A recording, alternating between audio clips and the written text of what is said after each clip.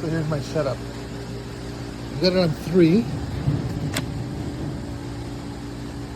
Got a certified 5 amp DEWALT battery.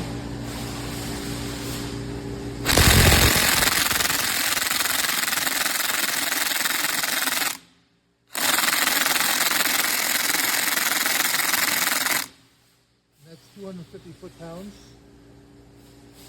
of torque. And this is supposed to be 800 foot-pounds of breakaway torque, and it can't do it. I've got it on release. Still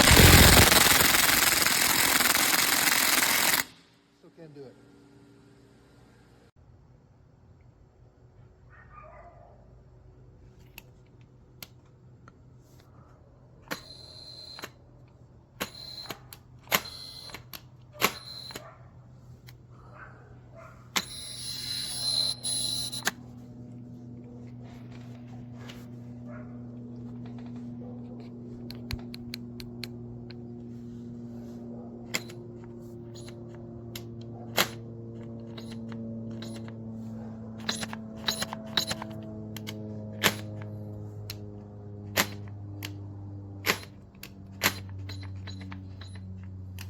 This is the used DEWALT. I bought it and it's not even work for the first time.